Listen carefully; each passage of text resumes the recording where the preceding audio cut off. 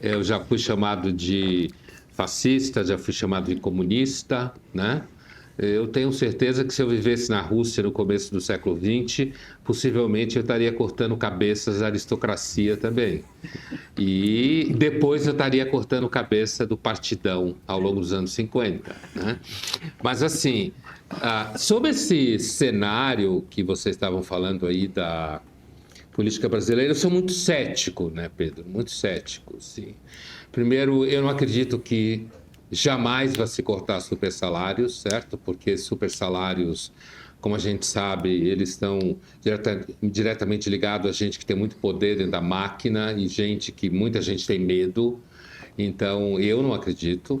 Agora, com relação a esse conflito da esquerda, especificamente consigo mesma, que você citou, a minha impressão é que, evidentemente, existem, por um lado, pessoas à esquerda que, de certa forma, parecem não entender como funciona uma sociedade, como funciona o mercado. Por exemplo, o Lula fica falando do mercado como se fosse uma pessoa, né? Ou uma pessoa que é contra ele. Os agentes de mercado normalmente são pessoas que estão preocupadas com os ativos dele no futuro, o que vai acontecer. E normalmente existe uma coisa que assim, existe dois tipos de dinheiro no mundo. Existe o meu e o dos outros. No meu, eu sou super conservador. Com os dos outros, eu sou super progressista. Acho que pode gastar o dinheiro dos outros, pode jogar fora. Então, eu sempre tenho a impressão assim, se a direita muitas vezes ela é meio histérica ou bastante histérica, é bastante burra a ponto de planejar golpes como que a gente viu recentemente, a esquerda sempre me parece um pouco teenager em relação a certas coisas, sabe? Eu acho que o Lula acaba, um homem que tem mais experiência, ele acaba pagando o preço por esse conflito com a base. Com relação aos gastos, de novo, né, o corte de gastos, assim, o legislativo me parece que não vai. É muito difícil pensar o legislativo abrir mão disso que eles conseguiram com essas emendas, desde a história das emendas do relator e orçamento secreto, como se falava. Eu acho que, assim, do orçamento secreto à emenda PIX, a história do legislativo recente no Brasil. Quer dizer, mostra uma corrupção mesmo de funcionamento da máquina, de você poder participar do orçamento federal, né? E poder investir o dinheiro onde você quer. E em relação a Lula, sim, eu tenho a impressão que o Lula hoje é um político já um pouco datado, sabe? Que vive ainda no Lula 1, de certa forma, no cenário que ele estava lá. É um político que tem uma visão de economia em que, aparentemente, o centro da economia é o consumo. Então, se você conseguir transferir renda para a população, então está tudo bem. Quando o consumo não segura, não faz a economia decolar de fato, só consumo, né? Então, acho que ele tem uma visão gastadora, sem dúvida, mas a diferença é que gente da sua esquerda, que não tem que assumir responsabilidade nenhuma, atrapalha ele conseguir fazer um meio de campo ali, porque desse jeito, inclusive o dólar provavelmente vai estar em 10, 11 até 2026. Né? Do jeito que ele está subindo, se ninguém conseguir botar. Você sabe, Pedro, eu tenho a impressão que o Brasil é liderado por delinquentes já há algum tempo. Dos dois aspectos políticos, delinquentes. É o mesmo tipo de delinquência que aparece na história aí desse julgamento que vocês citaram também dos militares. Antes da gente entrar no julgamento, eu quero pegar essa deixa. Da delinquência? Na verdade, a deixa anterior. Mas eu acho que elas se juntam, né? O teu raciocínio é fluido. Você acha que pode estar acontecendo, Pondé, uma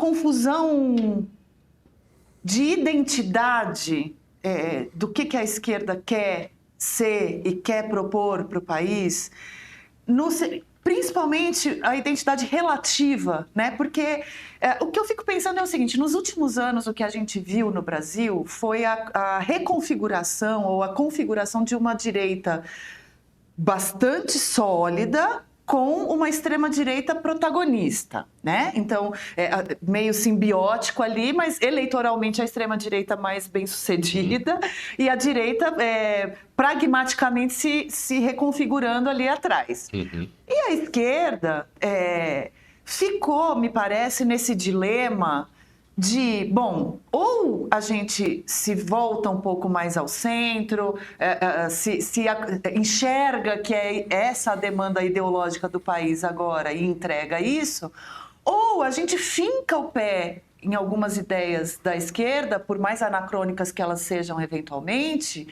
porque senão a gente não morre, a gente não sobrevive, a gente vai desaparecer. Você acha que passa um pouco por aí? Ou as questões são muito mais comezinhas e cotidianas de deixa eu pegar aqui minha emenda e resolver aqui minha próxima eleição? Eu acho que tem questões comezinhas sempre, como há na vida e nas instituições, mas o que você descreveu da esquerda me lembra um pouco uma das últimas entrevistas que o Boulos deu. Após a derrota nas eleições, né? Ele deu uma entrevista e nessa entrevista ele falava um pouco o que você disse, quer dizer, que ele achava que a esquerda estava perdendo a identidade. O próprio Safatli falou isso. Isso, o Safatli fala muito disso, de que a esquerda estava perdendo suas lutas, suas pautas, querendo negociar. Uma negociação que começou aparentemente bem quando o Lula virou Lulinha Paz e Amor, escreveu a Carta ao Povo Brasileiro, conseguiu ser eleito, e aí começou sua trajetória de sucesso como presidente de um país que estava funcionando, decolando, Cristo, né, na capa da Economist e tal. Mas eu acho que sim, eu acho que o que eu falava que eu tenho a impressão que às vezes, pelo menos parte da esquerda permanece teenager. Ou ela insiste em querer ter uma visão de economia que não leva em conta os seres humanos reais quando estão preocupados com seus interesses, inclusive eles, né? E tem também um outro lado da esquerda, que é a influência da esquerda cultural americana, que fica ao redor ali de questões identitárias, que a grande massa da população não está nem aí. Nem sabe o que é isso, nem está preocupado com isso, nem leva isso a sério, né? Então, e tem uma esquerda, digamos assim, que é a esquerda, eu vou chamar entre aspas de mais adulta, né? Do ponto de vista político, que sabe que o Lula foi sempre o representante mais recente disso, de que a esquerda precisa negociar, falar com o centro, porque a população, a população comum do dia a dia, ela não é ideologizada, comum no dia a dia. Eu lembro, sempre eu contei essa história já algumas vezes, que uma vez eu estava enchendo o tanque do meu carro no posto de gasolina perto da minha casa aqui em São Paulo, e o frentista falou assim para mim: olha, o senhor é um daqueles homens lá do Jornal da Cultura, né? Falei, sou. Olha, o senhor fala lá, vou falar para o senhor e falar para os seus colegas lá, que essa história de dizer que ladrão é ladrão porque é pobre é mentira, tá? A minha família é todo mundo pobre e não tem nenhum ladrão, certo? Então, essa imbricada relação entre contexto social, desigualdade social e crime, que é um trunfo do raciocínio da esquerda na análise sociológica, para a massa da população não chega-se. A massa da população, que não é criminosa e é pobre, ela acaba se reconhecendo melhor. Quem acolhe ela são os evangélicos. Né? Ao invés de dizer que ele é bandido, que o filho dele vai ser bandido, ele está sentindo que ali é um ambiente onde não é o ambiente dos bandidos. Mesmo que a gente possa pensar em bandidos no nível alto de algumas igrejas, né? Óbvio. Mas ali na população comum, eu tenho a impressão que muitas vezes a esquerda perde o foco e confunde a população ou com a redação que ela trabalha em jornalismo, ou com a sala de aula que ela dá aula na universidade, certo? E pensa que o grosso da população está preocupado com esse tipo de pautas. Ao mesmo tempo, a análise que você fala Então, eu acho que há um conflito mesmo. Eu não deixo de ter uma certa simpatia por uma esquerda originária que queria pensar uma opção ao capitalismo. Eu não deixo de ter uma certa simpatia no sentido de perceber que não há dúvida que nenhum regime produziu tanta riqueza como o capitalismo, né? Mas que você tem uma série de problemas que o capitalismo tardio gerou e que são problemas bem graves do ponto de vista da população, apesar que eu acho que não tem jeito. Entende? Aí que está meu conflito. Sim. Eu acho que não vejo prática política que dê jeito, Não. Dá para cortar as cabeças. Então. O que você falou ali no começo, que estaria cortando o problema cabeças. é como cortar cabeças, no sentido que houve da história, né?